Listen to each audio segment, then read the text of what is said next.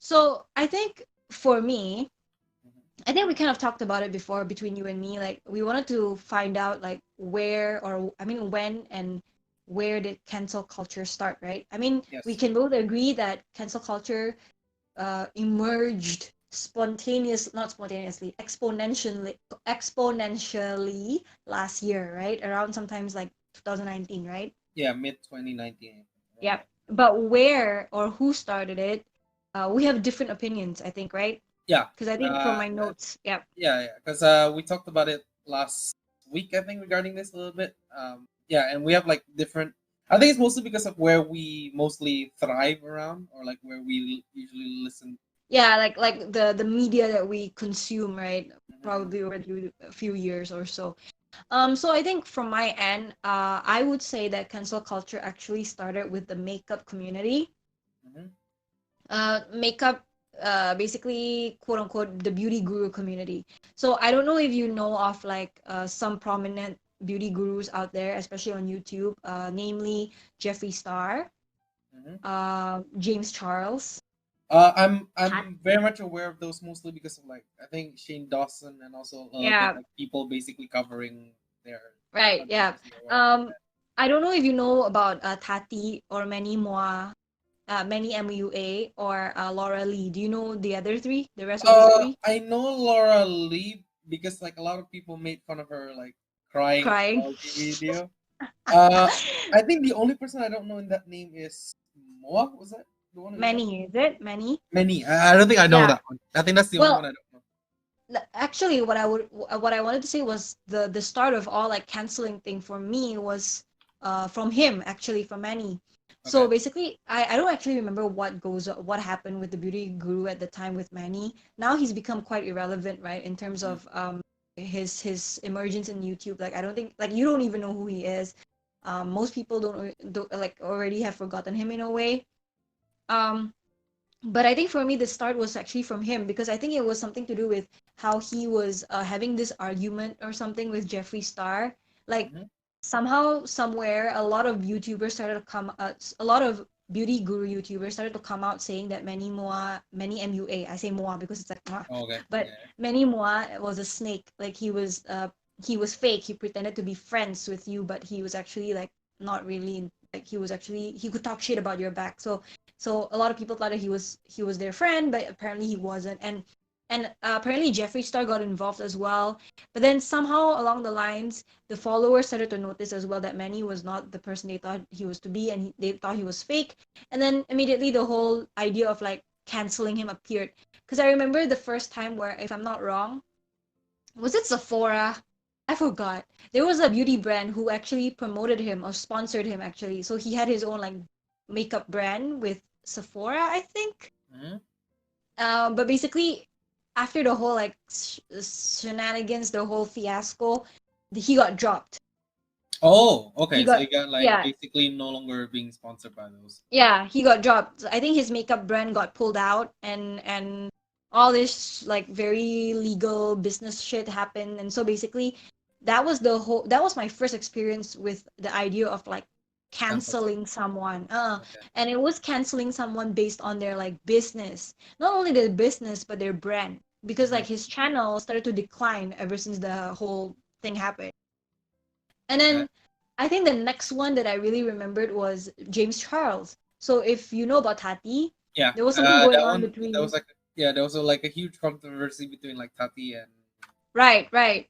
And I wasn't also like too aware of it, but I remember watching the Tati video and I was like, damn, like this is some dark shit, you know? Yeah, this is like some damning accusations essentially. Yes. Yeah, yeah. But I guess like this was also kind of my mistake. In a way, I trusted what I heard from Tati, and I didn't really notice the side over James Charles because I guess he got a lot of shit as well, right? And he's quite known to be annoying. So I guess in my bad judgment, I was like, oh God, he must be that bad, even though there was no Uh, evidence, right? okay, okay. But I remember when Tati came out with the video, people were like, "Oh shit! Like we should cancel. Not we should cancel, but they were already like striking against James Charles." And Yeah, how they do it basically. was that, yeah, and how they Yeah. do it was that they unsub to him. And if I'm not wrong, he actually lost about 2 to 3 million Wow. subscribers in like a I know he few. lost subs with 2 million. Jeez. Yeah, I think from 17 million, he became 15 million, or was it 15 to 13? So basically, it Damn. was, yeah, it was a huge loss for that short amount of time. And but he came back to it because he proved the accusations wrong, right? Mhm. But yeah, that was my first few moments of like realizing what cancel culture is. And then nowadays, I realize how prominent it has become. Because I think for me recently, the whole situation that I noticed with was Doja Cat.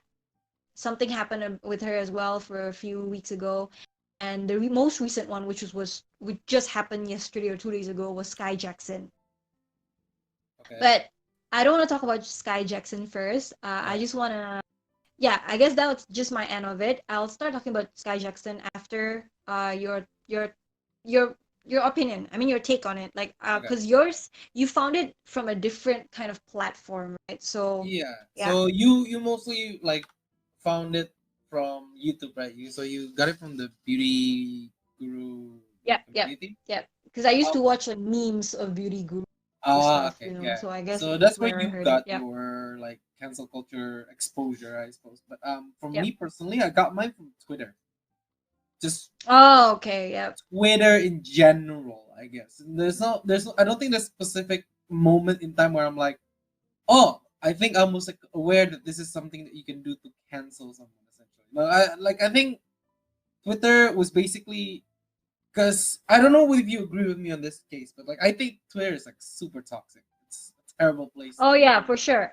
Yeah, It just came across my mind. I was about to tell you, Twitter yeah. is like the plethora of like Like assholes and it's SJWs all I mean, a lot around. of people made fun of like 4chan being like a cesspool filled with like insults and whatever, but like Twitter is pretty freaking close. No, I heard Twitter is bad. That's why I don't have Twitter, by the way. I don't Yeah, I know. don't have You have Twitter Twitter, that either. means I only have Twitter. I only open it once in a while. I don't really open just it to read, is it? The just news and stuff. to read. Yeah, because like, I know a lot of like, because I listen to a lot of music, and a lot of the musicians that I listen to don't really post anywhere except for Twitter. Like they're not YouTubers or whatever. Oh, yep, Yeah, yep, yep, yep. so they're Okay, okay. mostly, especially like these Japanese ones, because there's a quite a significant Japanese circle in Twitter, at least from what I'm aware Yep, of. yep. Yeah, so that's where I Okay. mostly hang out in Twitter. But if you just look at like the top front page or whatever it is they're calling it, uh, Mm-hmm. like there are a lot of moments where they're basically calling just basically anyone to get cultured, like companies to get cultured, this person to get like canceled or something, and Yep, yep. and this is something I'll talk about a little bit more in my part of the segment in like my section. Mm-hmm. But Mm-hmm. like Mm-hmm. this is the moment I was also realized it's like okay, console culture is like that's a pretty good thing. That's a very powerful thing to use, right? Because Yep, yep, like basically if someone is a complete garbage as a human being, like someone is like a really huge piece of shit or something like that, yep, it's like, yep, oh, we can like basically bring this huge mob against that person, and like that person will no longer have a platform, right? yep, The yep. biggest one I'm aware of, the one that I'm like a little bit, I'm not sure. I've got his name, but he has like a really weird last name. It's Miliapolis or something like that. I think it's his name. Oh, I've never heard of that. What is Yeah. that? So he's a troll. He's an online troll, from what I'm aware of. Okay. He's completely gone from the face of the internet, as far as I'm aware. Uh, but he was basically very famous for basically saying some very terrible things, like Mm-hmm, mm-hmm. very racist and like very sexist stuff Oh, generally. you mean on Twitter or like YouTube or On what? Twitter and just online in general, like he, like even in interviews and stuff like that, he just says very offensive things, and that's mostly because Oh. yeah, and but there's a reason for that. Because he's an online troll. He basically built off his career, making people get like outrage against him, essentially, right? Yep, yep, yep, To the point yep. where like there was an interview, like he was invited to like a university, and he was hated so much that the students was like asking him to not come, or like just to protest not hosting him, to not giving him a platform in their university, essentially. Who is he? I don't think I've heard of him. Yeah. Minneapolis? Like if you didn't hear of him, like if you don't, like if you've never heard of his name, I'm not surprised, and I'm glad you haven't, because he's a terrible person. Um, yeah, but essentially what the thing is he's having this platform and basically building a career off of it. I think he's even banned in a lot of countries as well. He was not allowed to come to the UK or something, if I remember correctly. But yeah, this time this person has been like basically gone off to make like write books, do interviews, to Mm. like go to shows essentially and getting paid for it. Basically building a career as an online troll is what he is. Oh, And yeah, okay. yeah. Until at some point, I, like basically there was a huge mass like report or thing or something like that, or mass requests to Twitter to Yep. basically ban this guy from Twitter, to like have his Twitter account removed, and it was Th- successful. This was this was in 2019 as well. Oh no, no, this was a long time ago. This is a while ago, like maybe Oh, even before okay. university or something. I can't remember. Uh, Oh shit. yeah, Okay. yeah, yeah. So, but this was the. I think this was personally for me the start of like what, because the your cancel culture and what you're talking about specifically is like regarding sponsorships and stuff like that, right? Branding, right? Yeah. Yep. This Yep. Yep. one, this one, from what I'm aware, he didn't have brands because he's paid directly with people who basically invited him to come over, and like from his book deals and whatever, right? Right. Right. Yeah, but I'm aware of the cancel culture the first time because of him, at least from what I can remember. I don't know if there's anyone else before that, but Oh. like basically there was a huge movement to basically say like, please, Jack Dorsey, the CEO of Twitter, to basically prevent this guy from having a Twitter account because all the stuff that he says is very hurtful, very like very offensive, and like just not good in for the public in general. And that was successful. He got banned. His account was removed. And He after, actually wasn't allowed to have a Twitter account. yeah, he wasn't allowed to have a Twitter account, and like he couldn't tweet anything. And from that point onwards, Mm-hmm. I think he said like very slowly just got deleted from the face of the earth, because I've never heard of him anymore after that. I can't even remember his full name after that. Like, because Wow. yeah, that was I've my never heard of first. him. I Yeah, didn't. that's my first experience with cancel culture, at least from Twitter. Okay. Yeah, And it didn't stop there, to be honest, because I feel and like nowadays, every day, there's always yeah, gonna be a every day hashtag there's something cancel something. to cancel someone, to cancel Yep. something. Yeah, yeah, yeah, pretty much. And yeah, so that's why I personally felt that like, compared to yours, compared to your experience at least, that's where my exposure, my first time seeing cancel culture in action was. Like, it's not on YouTube, it was on Twitter. But like based on like what it is that you said, I was very much aware of like the beauty community thing, like regarding Tati, regarding James Yep. Charles Yep. and Yep. Jeffree Star, which I Mm-hmm. might talk about later as well regarding him as well, because he's an interesting figure regarding cancel culture. Okay.